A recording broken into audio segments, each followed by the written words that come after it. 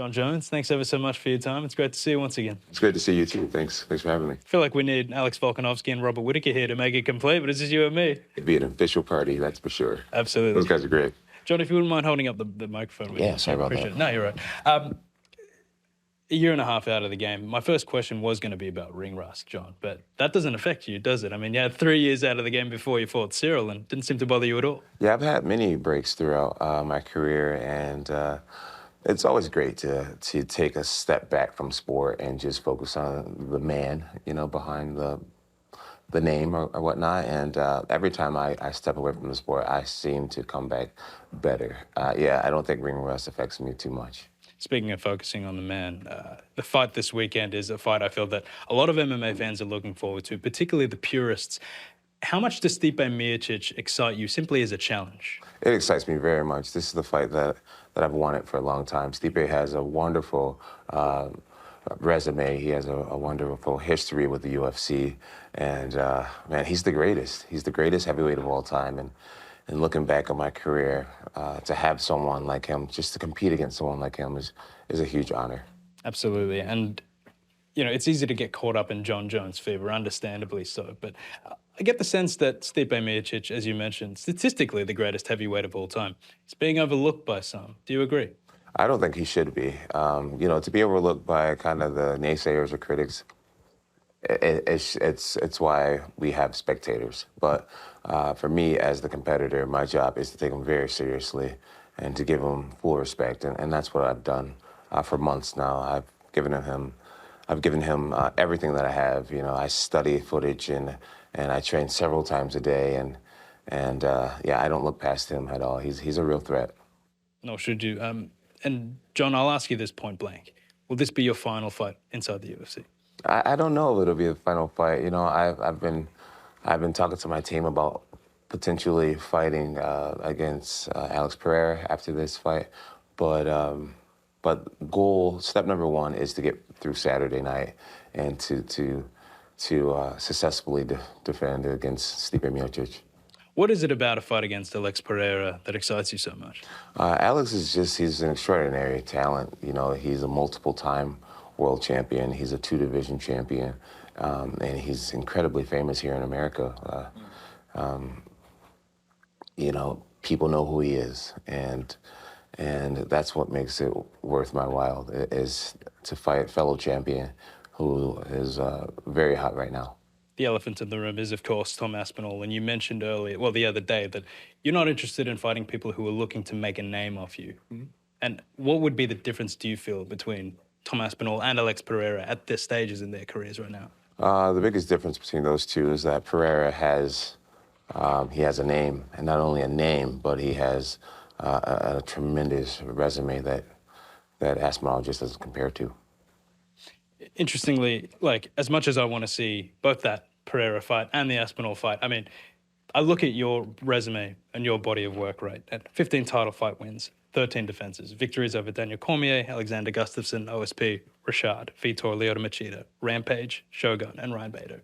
To a lot of the younger fans watching, with respect, I don't feel as though Jon Jones has anything to prove.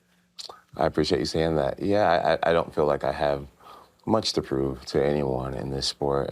This version of me, this stage of my career, I feel like I don't do it for others' approval. I do it for my own legacy and my own story, and that's what I see being the most advantageous thing for me to do right now is Stipe Miocic, who is a multiple-time champion, and Pereira, who's also a multiple-time champion. Those are the two biggest moves I can make. Your story is one of the most magical inside the octagon. If you were to look back, Jon, on your career, what are you most proud of? Oh, man, what I'm most proud of is the man that I've become. I'm raising great children. I have a great team around me. I have really good friends in my life. I feel like I have inspired a lot of people around the world. I'm figuring out life, and I feel like I'm in just a really good chapter, and that's what I'm proud of. Yeah, the UFC accolades are great. To be considered the best is great, but really, the life that I'm walking into is what I'm really proud of. I have a lot of great options, and I'm proud of that. Your longevity is so impressive. I mean, you became champion 13 years ago for the first time. Is there a specific moment when you look back on your career, John, that you were most fond of, where you look back and you say, "Man, I was happy. Yeah, that was an absolutely incredible period of my life." Well, one of my favorite moments MMA related moments was back when I fought at Newark, New Jersey in 2011.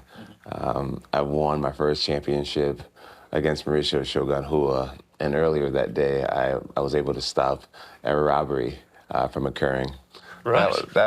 Yeah, an older couple had just been robbed, and me and my team had just walked up on the scene, and I was able to chase this guy down and receive a GPS the guy stole and get the guy arrested. And then a few hours later, win a world championship. That day, that day to me will always be one of the best days of my life. It was just really cool. I got to play the role of a hero earlier in the day, and then go out there Clark Kent type stuff. and then go out and make my dreams come true just hours later.